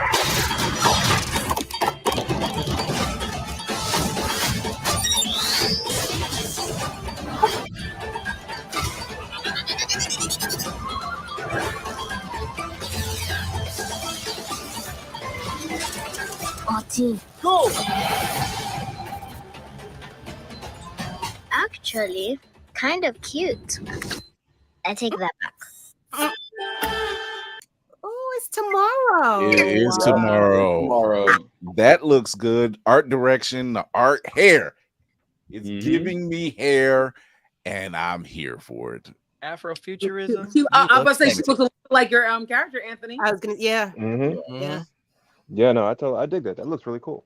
So that looks Yes, like ladies a and lot of. gentlemen. So there's just a few Super 8 that's on Netflix. That's African superhero show about 4 young girls in Africa. That's cool. I guess something else. Yeah, they have some really cool ones that's out there. They bury them. God, they bury them, but they're there. Like, if it wasn't for shows like Sex, Love, and Robots and Love, Death, and Robots, where you have some great animation in a lot of those episodes. Oh, yeah. And then this comes along, and I'm like, we need that. Mm-hmm. You know, we need the woman from Afro. We need Uwaju. We need these type of shows. And keep it off of Tubi. Good Lord. That part. And it's not some super sad trauma story in the trailer. We have just Keep it off of Tubi, please. We just have It's a happy too future. beautiful. We got a futuristic Nigeria and an African Perry the Platypus. Apparently, That's a good one. My Dad's a Bounty Hunter. That's a really good one. That was a good one. Oh, that was also Perry really the good. Platypus. Quick question, because is Tubi that bad? Because I swear I am like totally out of the loop when it comes to Tubi. So there's a reason why you don't go. Your ancestors have asked you to stay away from the I dark. keep hearing it mentioned, but like I have yet to watch it. I don't even know where to find it. So There's here's a the reason thing. for that too. So if they would have come for your comic, don't sell. Basically, right? Yeah, Please. exactly. come over to Blurred Station, as a matter of fact. So No, but- Tubi is owned by he's the same guy that owned Rupert Murdoch. Yeah. Fox News. See. And there are a slew. This is and Roland Martin did a whole piece on it, and he says there are a slew of up and coming Black filmmakers, very independent, very amateur, very just low budget, whatever. And you know, you make a movie, you want to put it on a streaming service, you want to put eyes on it, correct? So you go to a streaming service and they say, hey, we'll pay you this amount of dollars, but guess what? You don't own that property outright anymore. They just run it, they own it, they can bury it, they can distribute it however they feel. And it's and the quality's bad, which is to be expected. I mean, but, it's Tubi. Yeah, it's Tubi, but you know, they get a lot of Black eyeballs, as Roland Martin puts it. He puts there's a lot of Black eyeballs that goes to this because my show's on Tubi, my movie's on Tubi, and then you get everybody to watch it, and then it's like, okay, do those Black dollars come back to that community? Hell no. Nope. And can they effectively create more content that we like to see? People trash Tyler Perry because of what the content he puts out. However, he knows his dynamic. He knows his dynamic. He knows his fan base. I can't get mad at that. He knows his fan base and he shoots for his fan base all the time. It's not meant for everyone. He has a fan base. He goes for it, shoots the mark every time. He hits a mark. Okay. I always want to know what he watches on TV. Who? Tyler Perry. Commercial. I'd love to know. I'd love to know because I don't think I've ever heard him say that when he was he's never said that he made the things that he's making he wanted to see. He's always said that it's somebody in his family that reminded him of doing this. It's never been something that he's ultimately said that he's wanted to see. And I think it's personally, I think it will be hard to, and he's tried it before when he did Alex Cross. I think it might be a difficult shift for him to say, okay, I want to do a science fiction film, right?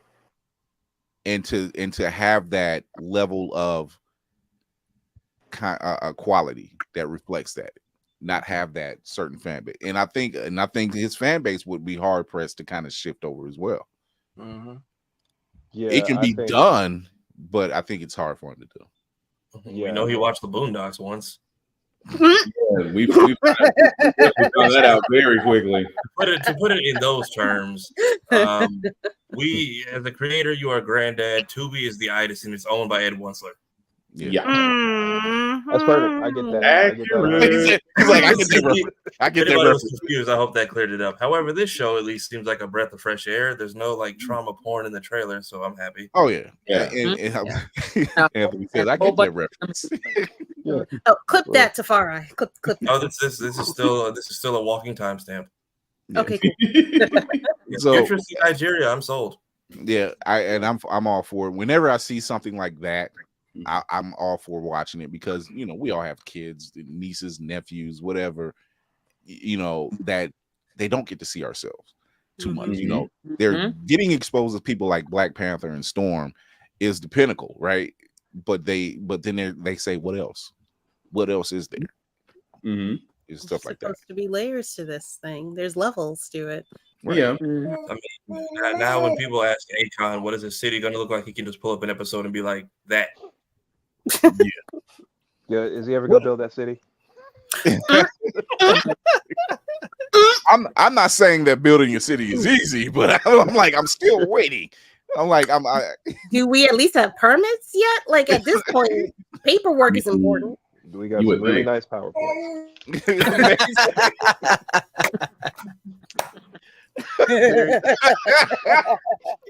I wish Charlemagne, you can't get the copyright for Wakanda, so just call it Wakanda. Wakanda. So I think it's safe to say, like, because we always want to see ourselves and because we always dream of these things. This discussion is had not just on this platform, but other platforms where they talk about the discussions of Afrofuturism and how we see ourselves. We can imagine ourselves in these different venues. When we get movies like The Blackening, which blows another movie I failed to mention out the water for that weekend. Yeah. And makes triple back its budget, $5 million and made back 15. And guess what? We lived. It was a lot of us, so we had no choice. We all had to live. So, but it was a comedy at the same time, so it works. When you see stuff like Vampires in the Bronx, or let's face it, Vampire in Brooklyn is not bad. It's a comedy, and it's supposed to be funny. Yeah. So to my teenage self, I was very like, oh, but now as an adult, I agree with you. Yeah. I mean, I wanted to be scared. I'm like, I'm not scared. No. So I'm okay with those type of things, telling those type of stories. When I see a movie and it's a horror film and Keith David is the head vampire, I'm just like, well, fuck, sign me up. I don't care how bad the movie is. It's like Keith David's in the movie. So when I see these type of films, whether it's sci-fi, whether it's action, the woman from A.F.R.O, antagonists, Air Force Ones that's coming out, congratulations to them and meeting their Kickstarter, for Wing Comics. When I see these types of entities, when I see these types of things showing that venue, they just say we can do it all. We can watch it all. We just don't want to watch it on Tubi. Or platforms that claim to be for us but aren't by us, basically. Yeah. Go to Blurred Station. Talk to Kevin. I'll introduce you. And so we can get some of these things up and going because they need to be seen. These stories need to be told. We have a crap ton of storytellers out here who are really wanting to see themselves, see their works realized, and even pushed beyond the border. Can I piggyback on something that you said, because I feel like it's really important, and it's the imagination aspect. Part of the reason that I do what I do, like, one, I just want to tell good stories. Like, that's kind of like the main thing for me, is just, it's got to be a good story. It's got to be something that people want to watch. But like the imagination, I want it so we don't even necessarily have to like think of ourselves like, oh, that's amazing, we're in a sci-fi, where it's like we can get to our kids, you know what I'm saying, and it's no big deal to be like, oh yeah, of course, like we're supposed to be out in the future, we're supposed to be in space, we're supposed to be in these fantasies. We're like, that whole idea of that being a big deal kind of just goes away, because I think that just affects so much like how you live your life when you can see yourself in these other situations and not see that as a big deal. Right. That's like, that should be the norm. Anthony, you are so right in that, because like I always tell my daughter, I'm like, you just don't understand how important this is for you to see these things and realize like this is just gonna be normal for you. Because when I was age, none of this shit was out. Nothing. So like I'll always say that I geeked over the Girls in Black Lightning because I was like, holy shit. I wish I saw that when I was her age. I may be oh my god, that girl, the Afro Samurai girl that's on IG, that's amazing. Oh, Samurai. Samurai. Yeah. I love watching her content because I'm like, I wish I would have even thought of myself to be that, because that was never something that I saw. Yeah. So like, you just hit that shit so on the nail. It's crazy when you mention her, because when I started following her years ago, and I'm like, oh, she's bad. Like, first thing I thought of was like Dora. That's the first thing I thought of. It was like Dora or a widow, which that came to life. And so when I'm introducing her to a lot of the people in our community, a couple guys is like, oh, she's fine. I'm like, that's what caught your attention? The woman with the blade that can like that's a real blade, dude. That's not for play. There's no playing around with that. Yeah, but you know, when you see those types of people really out there doing the work and training, and that's another thing like Shayna West is going for, like to be a black stunt woman. You don't see too many black stunt women. And that's what she's striving to get done. And it's like, you need that. Like Kevin, you've already had her in one film. Then they had her in The Woman King. You see what she could do. But you know, it's like you need black leads for stunt doubles. I mean, that's one of those things. You have to have those stories, because even like stunt doubles, I mean, a ton of white guys stunt doubles because those are the action heroes. Like that's who they call, you know, so that's like what they have on the bench in reserve. It's like, okay, we got all these people because, you know, like Tom Cruise's stunt double might fall out. We might need another one. You know, Ben so Stiller? like, No. I feel bad for Tom Cruise's stunt double. I'm sorry. Half those movies he does is like, wait, we doing what? That's because they couldn't. That's because Ben Stiller was like, I'm not doing that. Like, yeah, I just had this idea of just taking a motorcycle off a mountain and then parachuting. I'll give him respect because he does a lot of that stuff himself too. He does. So I was actually just watching one of the Mission Impossibles, but like, you know, we just, you know, we need more. We just need more black leads. Period. Yeah, that can really get out there and not just do the work, not afraid to do the work, but we need to see it. When you see movies like The Harder They Fall, right? You know that, which fantastic. No, it's not a true story, but the characters that's being played are real characters. Yeah. You know, when you see Whoopi Goldberg playing Stagecoach Mary, this is a nice segue. When you see Mario Van Peebles doing Posse, which I hadn't seen in years, and now he has a new movie coming out, you know, but seeing us, it helps. So speaking of Mario Van Peebles, you got to come on, Motisa. He's got a new film out called Outlaw Posse, which I mentioned that Whoopi Goldberg plays Stagecoach Mary. For those who don't know who Stagecoach Mary, quick history lesson. This is the educate part of Blur's Eye View. Stagecoach Mary was a tall woman that carried a shotgun, had owned her own stagecoach, and she didn't take shit from nobody. When I say tall, I'm talking about like a 6-foot woman. Like even the napkins were scared to cross, because you know you always got that one aunt. She ain't playing. Don't do it. That ain't rock salt.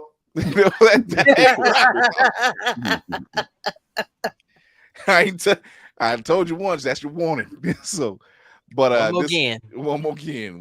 That's that ain't the rock salt that's in there. But this is Outlaw Posse starring Mario Van Peebles.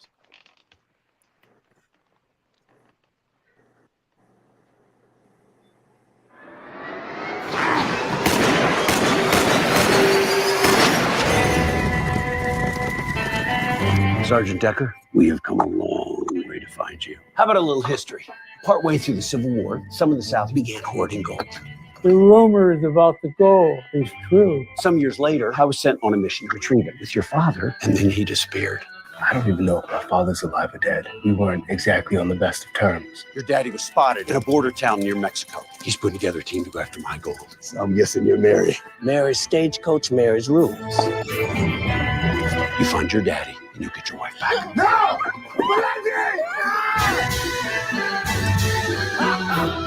Hey, I'm gonna shoot your own son. Rumor has it you're planning a job. I need in.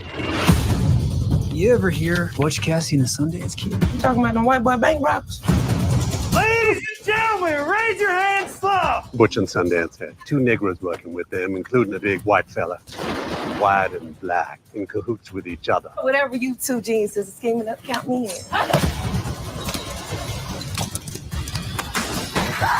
All right, this is a holdup. G, is that you? What? Ain't he got a sense of humor though?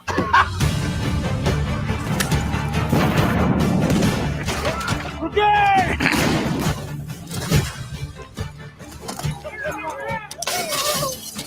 Like it or not, we're all Americans now.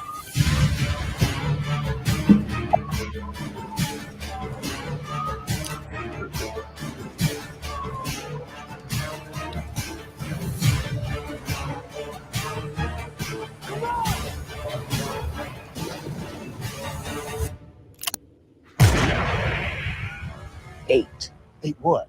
Toes. That's all you gonna have left. Okay,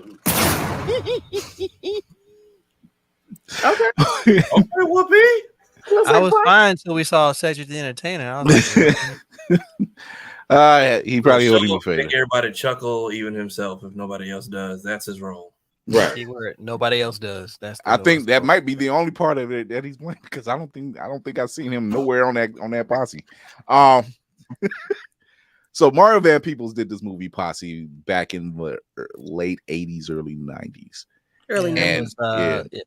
It was 91. Yeah.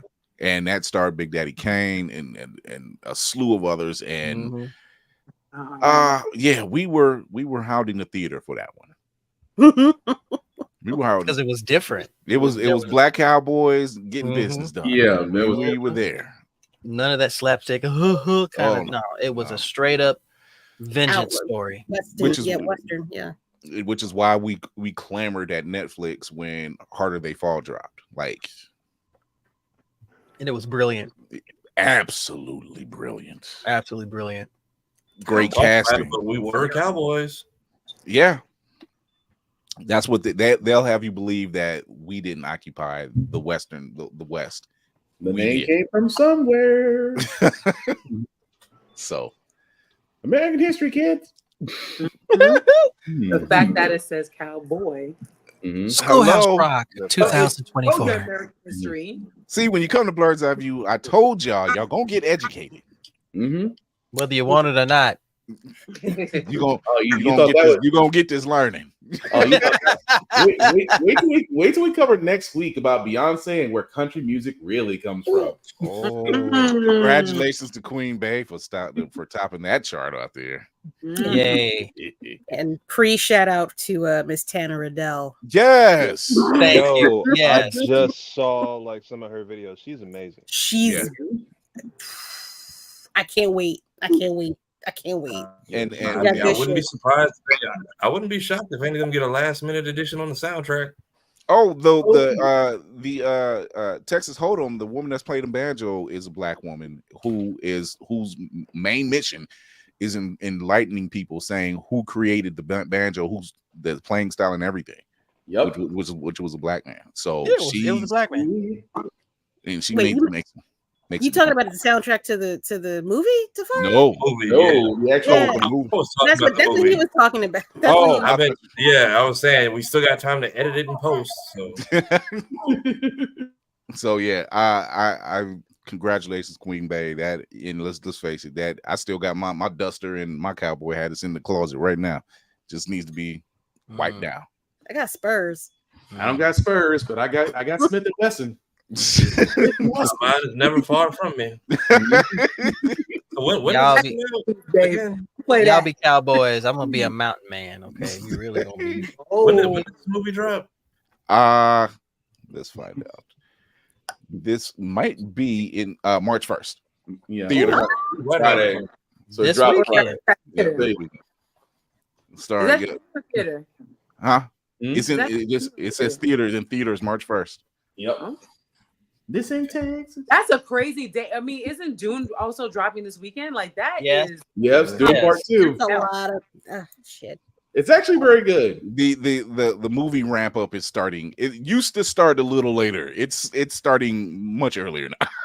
I mean, if you're not like the biggest Dune person, then you have a Black Cowboy film to go see. So it doesn't hurt to have options.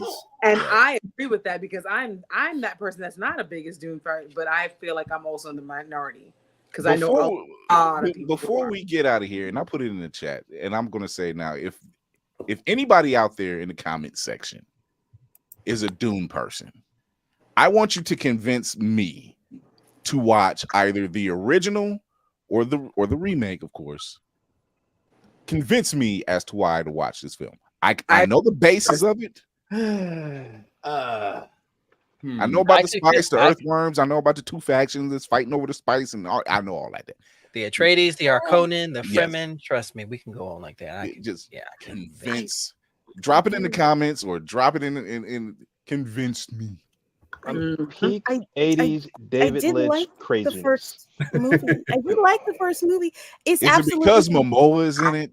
No, it wasn't. I completely forgot that man was in that movie. I'm not even gonna hold you. Because I didn't forget if he was in that movie. That's the only thing I enjoyed. Be honest, Kira. For someone that likes storytelling, I liked the story that they're telling. Now, do I have a problem with the whole white boy saving these indigenous people in a land that he's never been to a day in his goddamn life? Absolutely. But I'm still intrigued. I am intrigued. I'm intrigued. Fair. I want to see where they're going. If you read the books, I've read the books. Okay, yeah. Paul Atreides isn't necessarily. He's not really the good guy. He's not like the bad guy, but he's not supposed to be the good guy either. Right. Muad'Dib, is also because I was looking at the cast and I'm like, this is a stacked cast. Don't get me wrong, it's a stacked cast. I'm like, but tell me, make me believe. I mean, your options are that. Your options are that Black Cowboys and Madam Web. Black Cowboys. You literally went almost to levels like. I would like to add a challenge. One more. Ava DuVernay's Origin. Okay, there's one. It's still out there. It is excellent. Go see that fucking movie. I'm telling y'all are pissing me off. Go see the fucking movie.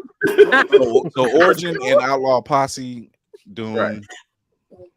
I was gonna say that's gonna be Rebirth. Damn.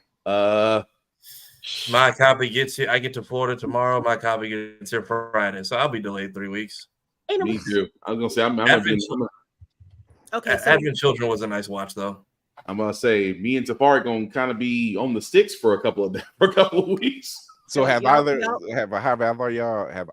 you made it in the Helldivers yet? Yeah, I haven't tried to play the game. I'm still in.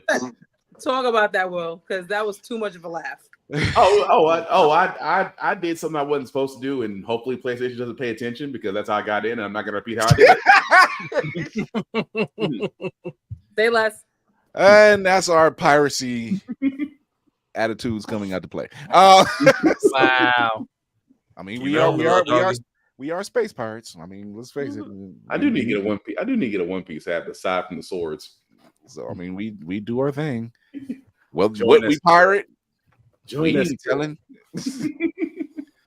Kira hates to say it, but Kira's like the Zorro. I am not a pirate. Yes, you are. After what you just purchased, yes, you are. I'm not a pirate. Do you have a certain?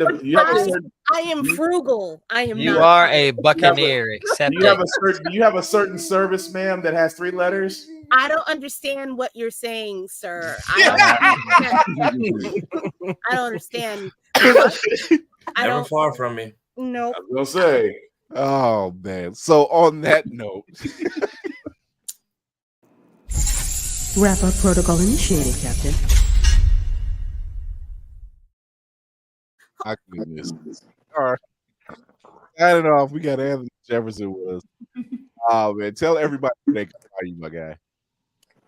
Oh, hey, well, again, thank y'all for having me. This has been great. I really appreciate the platform. You can Thank you. find everything on frolife.com. The Woman from Afro #2 on Kickstarter right now. Yeah, man, much appreciated. Always, always, and you are welcome back here anytime. Oh, I'd love to come back. You have some fun, chop it up, talk about more the woman from Afro. I want to see this in anime now, man. That part. Most That definitely. 3D comic would be awesome. I'm gonna tell you why. 2 words: Ninja Kamui. We're gonna move on. Because that show, my God. That show has a baby, what is it? Baby grip with old man strength on my soul. Oh God. It is good. Hi, I'm Roomful of Blurs, also known as Lady Mandalore. You can catch me here on Tuesdays and Thursdays where you're supposed to be. Thank y'all for all the newcomers that have subscribed. Y'all are appreciated. Welcome. Get a plate, sit down somewhere. I am also available with my podcast on Sundays at 7 p.m. Eastern Standard Time. I am in the throes of my comic book reading club. It's fun. We are currently reading X-Men Red. I'm taking a break. I'll be back on March 10th because Marvel Unlimited is hoeing me with their subscription service, and they only release their new comics 90 days after their physical release. That's some bullshit. So right now we're up to X-Men Red Volume 2, issues 13 through 15. You can read 16 and 17 if you'd like to, but I'm waiting for 18 to come out on the thing to give y'all a real show. So yeah. Also, it's fun. It's a fun ride. I'm telling you. It's fun. I tell jokes. Sometimes they're pegging involved, but you can also find me on TikTok at Roomful of Blurs. I do voice acting. I have a few samples of that up there. Holy Mary and Mother. I am going to start writing for Otaku Noir. Doing a few articles and reviews and such, so you can find me there. When I say we are a crew of growth and a crew of being busy. I'm so tired. But I'm happy. And that's what matters. Yeah.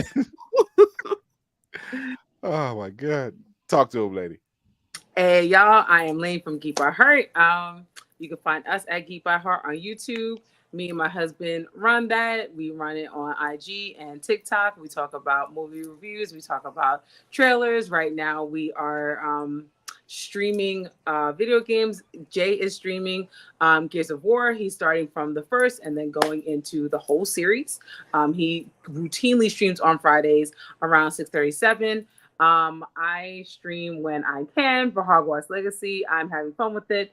It's one of those things that I'm like, I have to have 3 hours to stream or else I'm not going to do it because it's like 1 hour, 1.5 is just not enough for Hogwarts Legacy at all. It's not enough for any game. It is not. That part. But Hogwarts Legacy is like, nah. I did that one time. I felt miserable. I was like, if I don't have a lot of time to stream, I don't stream. But anyway, so when I get some time to stream, I will be streaming Hogwarts Legacy. So just, find us there. We have a lot of fun. And yeah. Right on. Navy, talk to him. Oh, wow. Yeah. That I told you I got y'all in order. Wow. Yeah. Ladies and gentlemen, boys and girls, blurs of all ages, good evening, good morning, good afternoon. Once again, it is your frosty bearded Blurticore with the crew.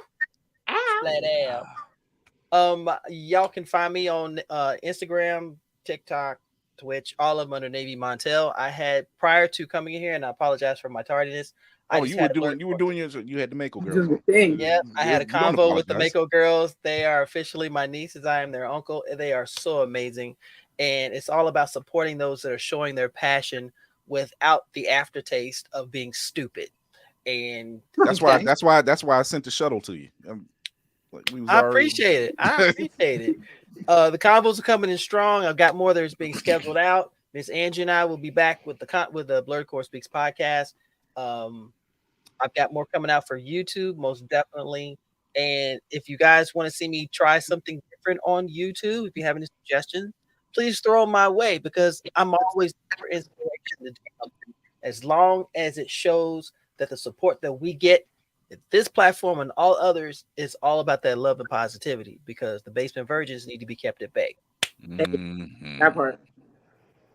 They can stay in the basement. They're not welcome. Ugh, I wouldn't want to clean that after the fact. My God. I'm sorry. I'm tired from Vegas, y'all. I'm sorry. I'm still tired. Still tired. Tafari, talk to the people. Hi, you can officially catch me here. This name on all platforms. I also do a lot of the editing and behind. I went to college. I know how to talk. I do the editing and behind the scenes work for the Blurred's Eye View channel, which thank y'all for this explosion y'all have done in the last like 72 hours. We were just celebrating 500, and now we were at triple at that within like 24 hours. So appreciate it. Thank you for making my editing not for nothing. It is also Black History Month. I must adore you to please support a Black creator, support a Black cosplayer, support a Black business. Shout out Virus Graphics. Also, the trolls, the lurkers, and the annoying people that are still out here heavy. We still have 48 more hours to deal with people in their nonsense. So your block, ban, and your delete buttons, as I always say, are your best friends. Do not spend 30 days in maximum security arguing with some egghead. He says 48 hours. But if you know the crew of this ship, 48 hours to abuse the algorithm. I'm just gonna start maxing out posts the next couple of days. We go 366 without the leap year. You figure it out. We'll keep you. You get an extra day. Call out of work. What they gonna do? Yeah, that's a Spartan story. After what he put in the group chat, that's a Spartan story. I gotta reread it. I've been in Midgar all day. Oh my God. I found myself telling more and more about my life in every which way of question. But anyway, Black Spartan, of course, Black_Spartan 615 on the socials. I usually do reviews on almost everything, including gym stuff. Wait, he looked right when I put his name up. He looked. He didn't learn. He is going on. He is something else right now. But anyway, guys, of course, my shows How the Frack We Got Here every Wednesday at 7. Get Bit Podcast every Friday at 7. Both podcasts can be found wherever podcasts can be seen or heard. Definitely check out the blurred'seyeview.org website, as I usually do reviews for wrestling. Why? Because wrestling is real and people are fake. Shout out to Kenny for that one. At the same time, what are you doing? It's too thick. It's too thick. I gotta break it up. Let me get some. Let me get some of that right there, Pops. He said, "I know." Here's the microphone, Dad. Wait, hold on. We gotta plug it. I got it. Put that backwash in there, baby. He's getting ready for that 2020 interview with his father. He said he knows competition is coming, so he's got to stake his claim. Yeah, Make that butter, man. Make that butter. Churn it. Make that butter. Oh, That also being said, guys, remember to always like and share. Let people know. Just don't like and walk off. We appreciate it, especially with the views and the follows. Again, reiterating everybody else is saying, we thank you so much for that. Again, con season is starting up, as I will always say. Again, respect the cosplayer at all times. Please wash your ass before you go anywhere.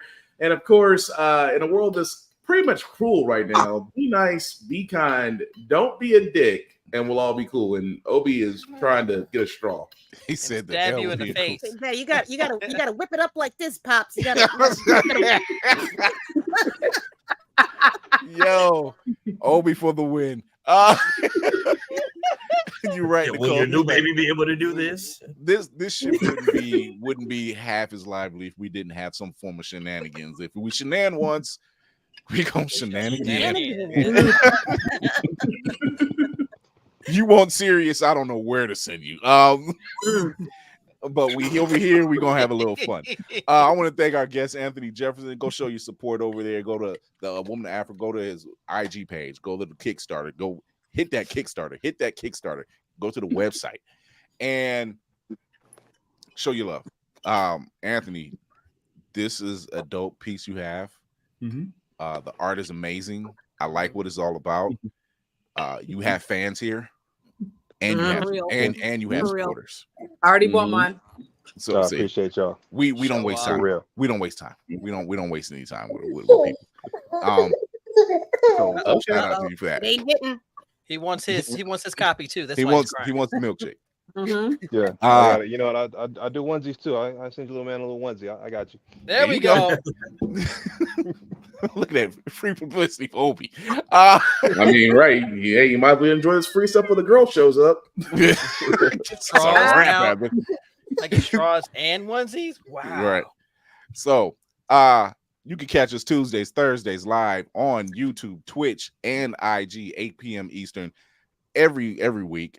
You can also catch us on Always Press Record. That's APR TV or alwayspressrecord.com. You want to go there. You want to sign up if you have a Roku device or Amazon Fire device. You can go check this out. We have Blurred News Network coming soon on Blurred Station. You are proud. We are a proud affiliate of Otaku Noir. Look at that. All this stuff that's just coming at you. But if you know what's going on, go to Otaku Noir discount code Blurred's Eye View for 10% off products. All the products, of course. You have, I think, 2 days left to get the latest box. Yeah, I think it's 2 days. Is the last day. So check this out. Well, now it's a day. Yeah. Mm-hmm. I'm snatching mine up. Like I said, always press record on Roku and Amazon Fire. Go to alwayspressrecord.com. It's a completely free site to go download it and everything. Shout out to Trey Lawson out there in Texas, doing great work. There's news coming out on that end too. And then there's news coming out on Blurred Station. So you're going to be seeing us everywhere. If it's not the ship, it's going to be at the news station. So we're somewhere. But thank you to those who are first time watchers and listeners. Bama's up there. I'm not even going to the comments yet. I got the banners. And madness. Please go watch the playlist. But you can also show your support. Go to the new YouTube channel, hit the subscribe button, hit the notification bell, watch, join, subscribe. Merch coming soon. The Comics Cave is coming soon. Blurred's Eye View Comics Cave or Comics Explained is coming soon because we're getting back. We're going to get a little bit back to basics. We're gonna bring the book aspect back in because you guys enjoy what we as Lady Mandalore. Like I'm in the comments section. She was like, Captain, it's you got it. There's the file. Thank you for the cosign. there's the fire. So it's like when she starts, I'm like, don't worry, I got you. I'm the man on the wall. What am I without a fire? Exactly. Word, my guy. Exactly. That is better. But show your love where. Yeah, so you can check us out wherever you listen to your podcast. So that's iHeart, Spotify, Apple, and the Be On Air Network. Go show your love over there. Leave a review. Help us over there too. So tell your mom, tell your father, tell your brother, sister, cousins, whoever that's into nerdy stuff. We got their back. It's a safe place here, as many though after this almost 4-year journey. And I appreciate all the people that's over in the IG. They're over there. Hey, what's going on, everybody? So with that being said, I want to thank again our guest, Anthony Jefferson, for coming through. This was amazing. Thank you to the crew. Always dope having you guys on. Oh, by the way, she came. Nice. Oh, you motherfucker! Oh, wow! God damn it! I gotta get back on my rewatch. I'm Robert Nugan. Oh, she stays in the package. Uh-huh. I got one that's out, and then I got that version. So I'm like, she stays in the package. But with that being said, remember to educate yourself and others, entertain yourself and others, and most of all, encourage yourself and others. I'm Chris Fury with Anthony Jefferson and this dope, amazing crew. We will see you guys Thursday. We're out of here.